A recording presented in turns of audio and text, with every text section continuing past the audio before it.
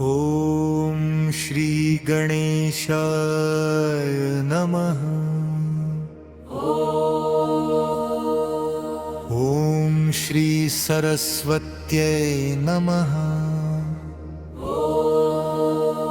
ॐ श्री सीतारामाभ्यां नमः। ॐ श्री हनुमते नमः। जय श्री राम, जय हनुमान।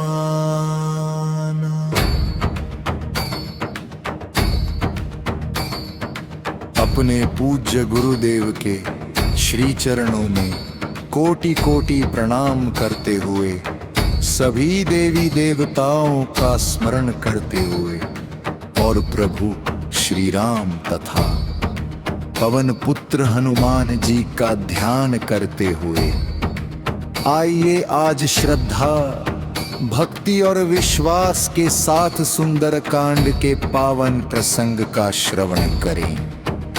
माता सीता के काज करके अवश्य हनुमान।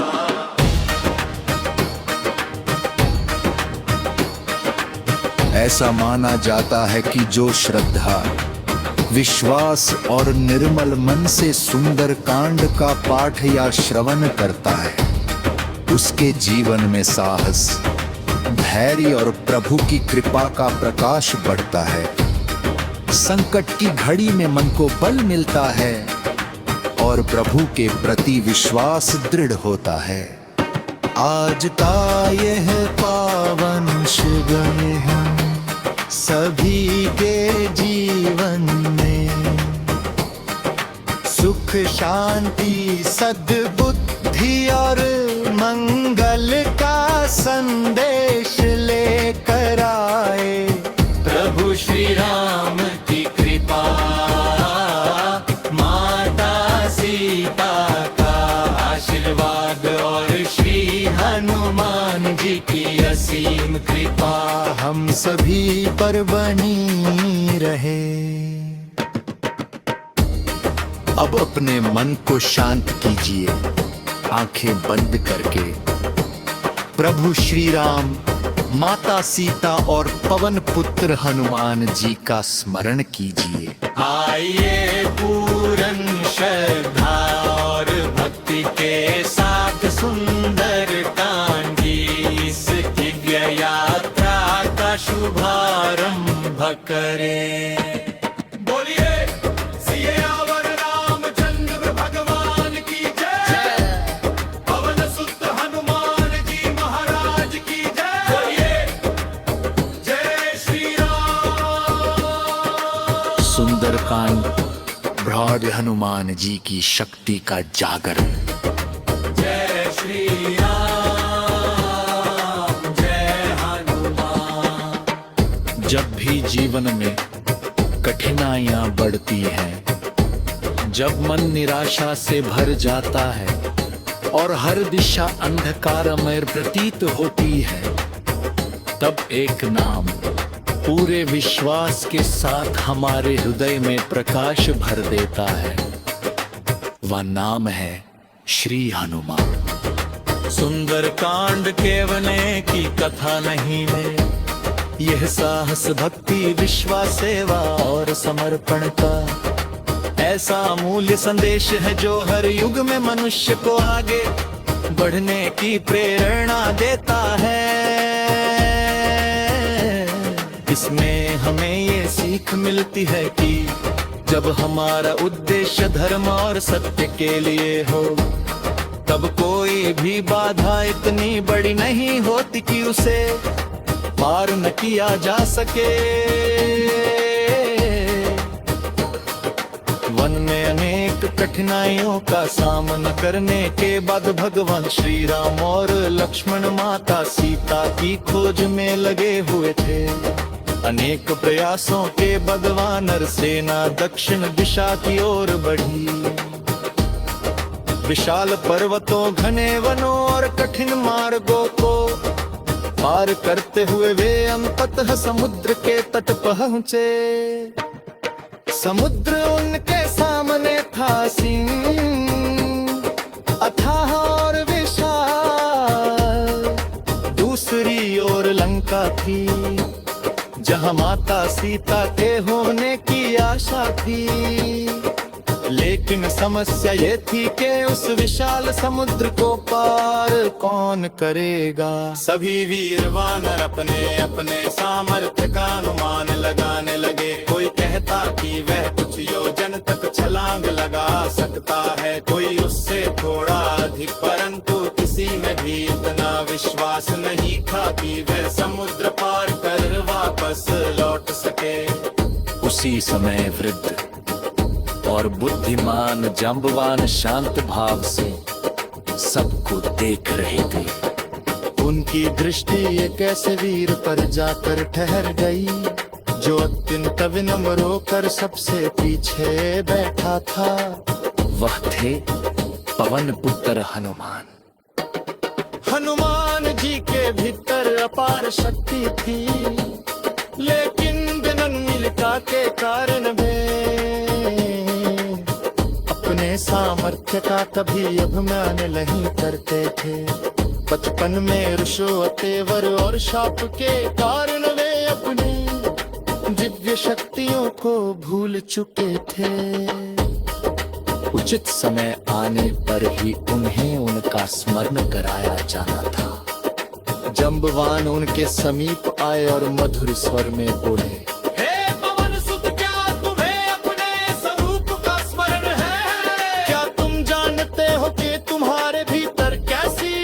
शक्ति छिपी हुई है।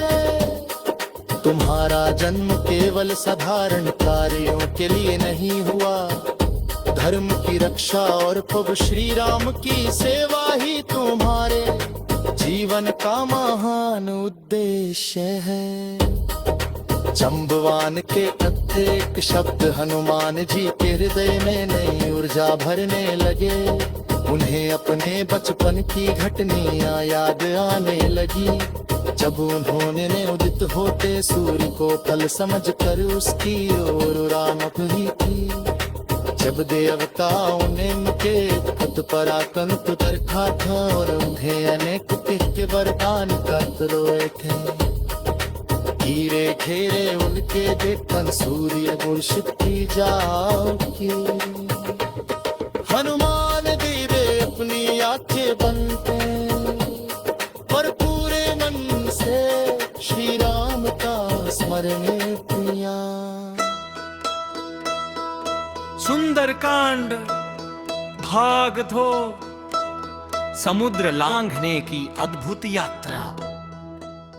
जय श्री राम, जय बजरंग बली।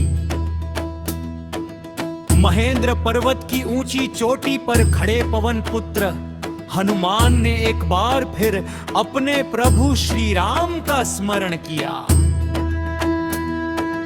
उनके मन में न अहंकार था न भय, केवल एक संकल्प था, माता सीता का पता लगाकर प्रभु श्री राम के चरणों में शुभ समाचार पहुंचाना।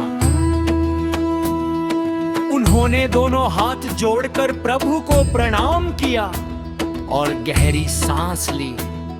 अगले ही क्षण उन्होंने ऐसी दिव्य छलांग लगाई कि पूरा पर्वत उनके वेग से कांप उठा। वृक्षों की शाखाएं झूम उठी, पक्षियों के झुंड आकाश में उड़ गए और समुद्र की लहरें ऊंची उठकर मानो उनका अभिनंदन करने लगी। हनुमान जी बिजली की गति से आकाश में आगे बढ़ते गए। नीचे अथाह समुद्र था और ऊपर अनंत आकाश। उनके हृदय में केवल श्री राम का नाम गूंज रहा था। उनकी इस अद्भुत यात्रा को देखकर समुद्र देव ने सोचा, यह महान कार्य धर्म की रक्षा के लिए हो रहा है, मुझे भी इसमें अपना छोटा सा योगदान देना चाहिए। तभी समुद्र की गहराइयों से स्वर्णिम शिखरों वाला मैनाक पर्वत धीरे धीरे ऊपर उठा। उसने विनम्र होकर कहा, हे पवन पुत्र, आपकी यात्रा बहुत लंबी है। कुछ क्षण मेरे शिखर पर विश्राम कर लीजिए, यह मेरा सौभाग्य होगा। हनुमान जी ने मुस्कुराकर उत्तर दिया, हे मैनाक, आपका स्नेह मेरे लिए अमूल्य है, किंतु जब तक प्रभु का कार्य पूरा न हो जाए तब तक विश्राम उचित नहीं।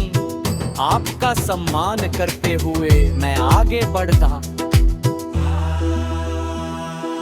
इतना कहकर उन्होंने अपने हाथ से मैनाक पर्वत को प्रणाम किया और बिना रुके आगे निकल गए। देवलोक में बैठे देवता हनुमान जी की बुद्धि और धैर्य को देखकर प्रसन्न हुए। उन्होंने सोचा कि इस महान सेवक की परीक्षा भी होनी चाहिए। तभी नाग माता सुरसा प्रकट हुई। उन्होंने विशाल रूप धारण कर आकाश का मार्ग रोक लिया और बोली, आज देवताओं ने तुम्हें मेरे भोजन के रूप में भेजा है। मेरे मुख में प्रवेश किए बिना तुम आगे नहीं जा सकते। हनुमान जी ने अत्यंत विनम्रता से कहा, मैं प्रभु श्री राम का कार्य पूरा करके अवश्य आपके पास लौटूंगा। कृपया अभी मुझे जाने दें। लेकिन सुरसा अपनी बात पर अड़िग रही।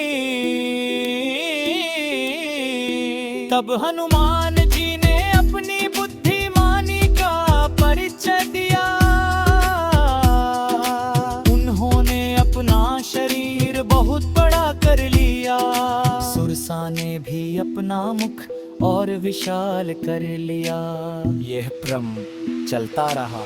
अचानक हनुमान जी ने पल भर में अपना रूप अत्यंत छोटा कर लिया, सुरसा के मुख में प्रवेश किया और तुरंत बाहर निकल आए। हाथ जोड़कर बोले, माता, आपके मुख में प्रवेश भी कर लिया और बाहर भी आ गया। अब मुझे जाने की आज्ञा दें। सुरसा अपने वास्तविक स्वरूप में आ गई। उन्होंने अप्रसन्न होकर आशीर्वाद दिया, हे रामदूत, तुम बल के साथ साथ बुद्धि और विनम्रता में भी अद्वितीय हो। तुम्हारा कार्य अवश्य सफल होगा। हनुमान जी आगे बढ़े। अब समुद्र शांत दिखाई दे रहा था, लेकिन हरि और ब्रा में एक नई चुनौती प्रतीक्षा करती है। समुद्र की गहराइयों में रहने वाली सिन्हिका नामक राक्षसी ने उनकी परछाई पकड़ ली। हनुमान जी ने अनुभव किया कि उनकी गति धीमी पड़ रही है। उन्होंने तुरंत समझ लिया कि एक कोई आया ही शक्ति है। समतिका ने अपना विशाल रूप धारण किया और उन्हें निगलने का प्रयास किया। इस बार हनुमान जी ने धैर्य के साथ वीरता का परिचय दिया। उचित अवसर देखकर उन्होंने उसके भीतर प्रवेश किया। अपनी शक्ति से उसे परास्त किया और सुरक्षित बाहर निकल आए। अब उनके मार्ग की सभी बड़ी बाधाएं समाप्त हो चुकी थीं। दूर क्षितिज पर उन्हें सवरने लंका दिखाई देने लगी। सूर्य की किरणों में चमकती हुई वह नगरी अत्यंत भव्य प्रतीत हो रही थी। ऊंचे महल, विशाल द्वार और चारों ओर कड़ी सुरक्षा। हनुमान जी ने मन ही मुझ श्री राम का स्मरण किया। पश्चात आगे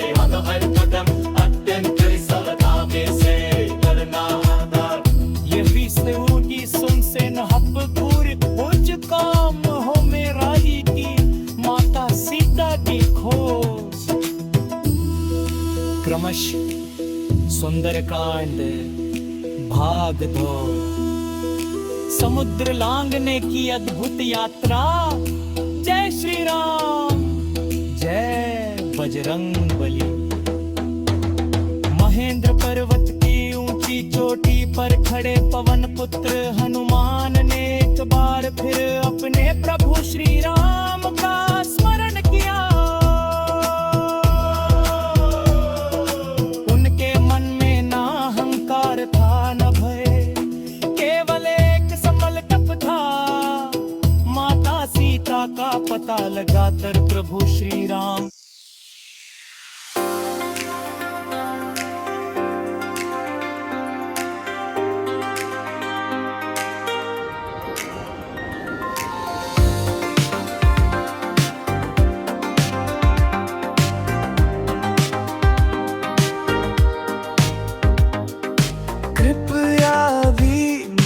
जाने दे, लेकिन सुर सा अपनी बात पर अड़ी गिरी। तब हनुमान जी ने अपनी बुद्धिमानी का परिचय दिया। उन्होंने अपना शरीर बहुत बड़ा कर लिया।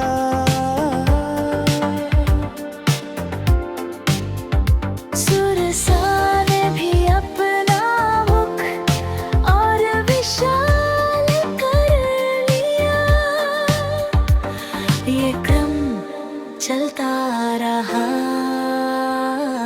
अचानक हनुमान जी ने पल भर में अपना रूप अत्यंत छोटा कर लिया, सुरसा के मुख में प्रवेश किया और तुरंत बाहर निकल आए। हाथ जोड़कर बोले, माता आपके मुख में प्रवेश भी कर लिया और बाहर भी आ गया, अब मुझे जाने की आज्ञा दी।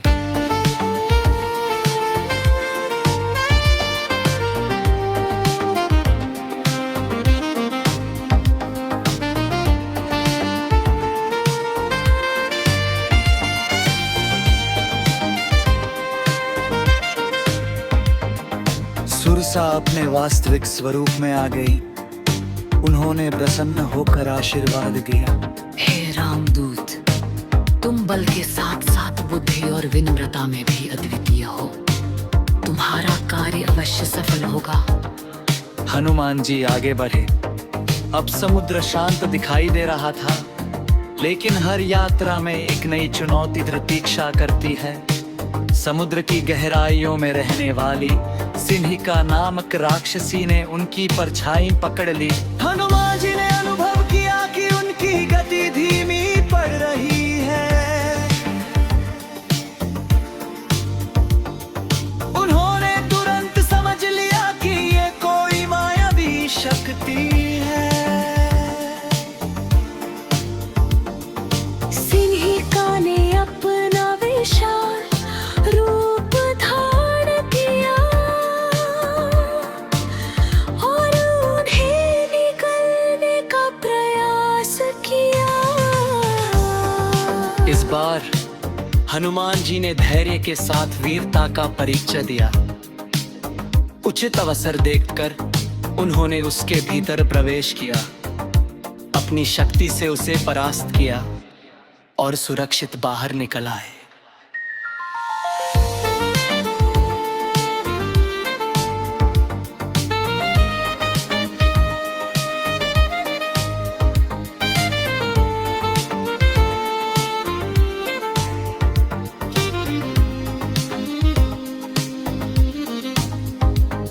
अब उनके मार्ग की सभी बड़ी बाधाएं समाप्त हो चुकी थी।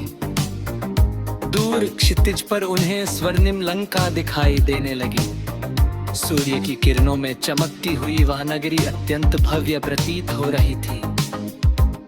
ऊंचे महल, विशाल द्वार और चारों ओर कड़ी सुरक्षा। हनुमान जी ने मन ही मन श्री राम का स्मरण किया और निश्चय किया कि अब हर कदम अत्यंत सावधानी से उठाना होगा। यही से उनकी सबसे महत्वपूर्ण खोज आ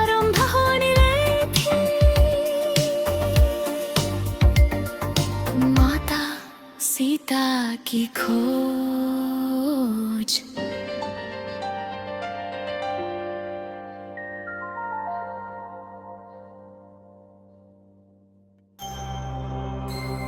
लंका में प्रवेश और माता सीता की खोज। जय श्री राम। दूर क्षितिज पर चमकती हुई स्वर्णमयी लंका अब हनुमान जी के सामने थी। सूर्य की किरणें उसके महलों पर पड़कर ऐसा आभास दे रही थी मानो पूरी नगरी सोने से बनी हो। ऊंची प्राचीरें, विशाल द्वार, सुंदर उपवन और हर ओर कड़ी सुरक्षा। रावण ने अपनी राजधानी को अभेद्य बनाने में कोई कमी नहीं छोड़ी थी। हनुमान जी ने मन ही मन विचार किया, यहां बल से नहीं बुद्धि और धैर्य से कार्य लेना होगा।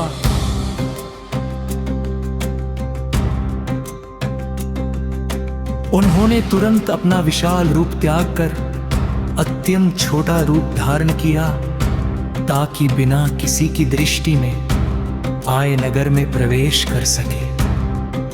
जैसे ही वे मुख्य द्वार के निकट पहुंचे, वहां लंका की रक्षक लंकिनी प्रकट हुई।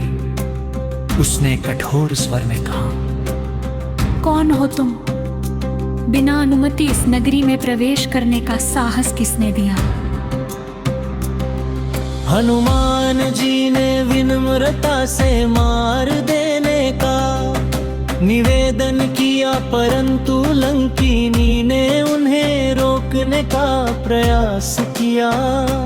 तब हनुमान जी ने हल्के से प्रहार किया, वह भूमि पर गिर पड़ी। कुछ क्षण बाद उसने शांत होकर कहा, आज मुझे वो भविष्यवाणी याद आ गई जिसमें कहा गया था कि जिस दिन एक वानर मुझे पराजित करेगा उसी दिन लंका के विनाश का समय निकट होगा। हे रामदूत, आपका स्वागत है। आपका कार्य अवश्य सफल होगा। हनुमान जी ने उसे प्रणाम किया और नगर के भीतर प्रवेश किया। रात्रि का समय था। चारों ओर दीपों का प्रकाश फैला हुआ था। भव्य महलों से संगीत की ध्वनि सुनाई दे रही थी।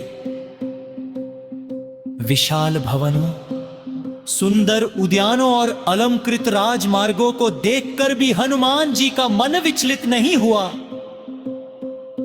उनका एकमात्र उद्देश्य माता सीता की खोज था।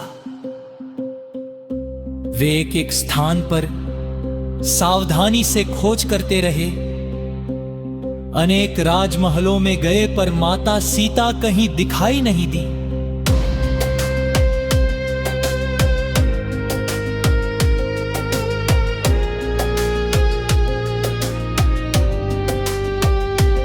आखिरकार उन्हें एक शांत उपवन दिखाई दिया। वहां घने वृक्ष, सुगंधित पुष्प और चारों ओर पहरा था। यह अशोक वाटिका थी। हनुमान जी एक ऊंचे वृक्ष पर बैठ गए और चारों ओर ध्यान पूर्वक देखने लगे।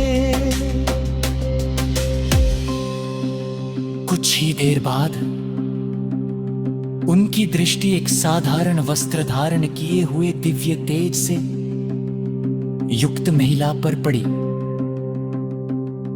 वे अत्यंत कृश दिखाई दे रही थी।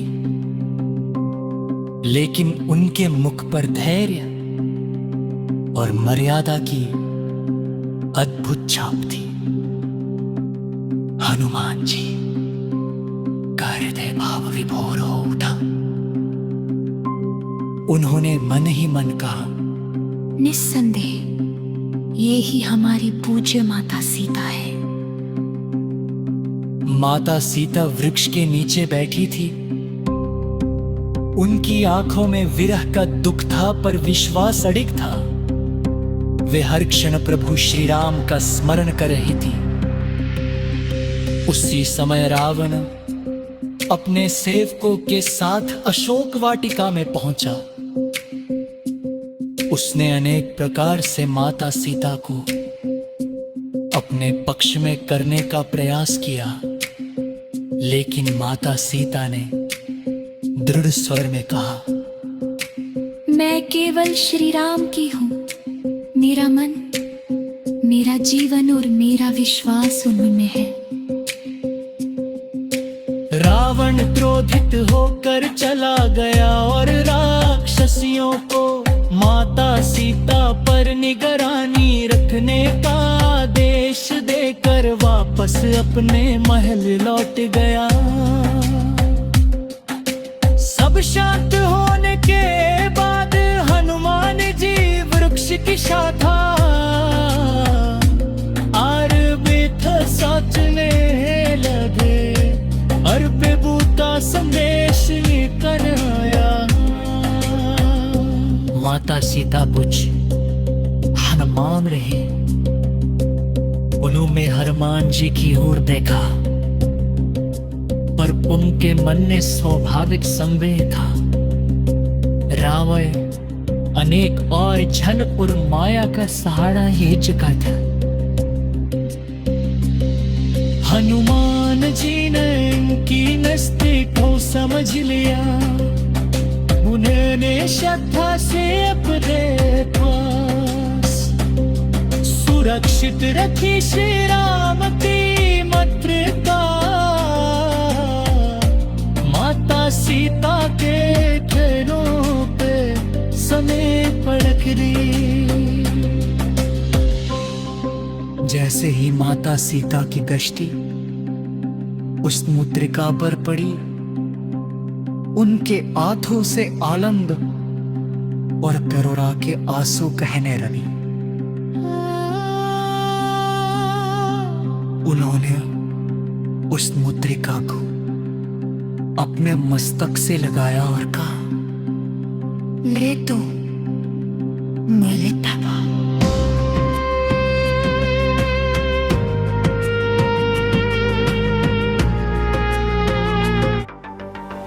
विदा होने से पहले माता सीता ने अपने आभूषणों में से चूड़ामणि उन्हें सौंपते हुए कहा,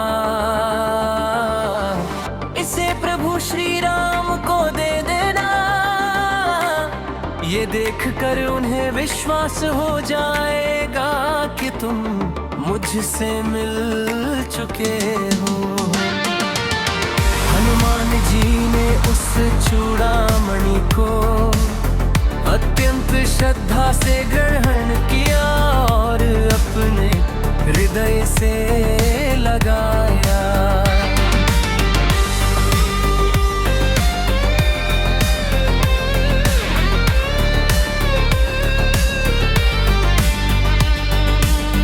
अब उनका मुख्य कार्य पूरा हो चुका था, लेकिन उन्होंने मन ही मन विचार किया, यदि मैं बिना किसी संकेत के लौट गया तो रावण को श्री राम की शक्ति का अनुमान नहीं होगा। समय आ गया है कि लंका को रामदूत के आगमन का संदेश मिल जाए।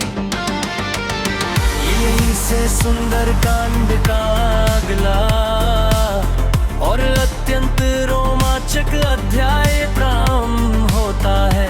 अशोक वाटिका में हनुमान जी का अद्भुत पराक्रम।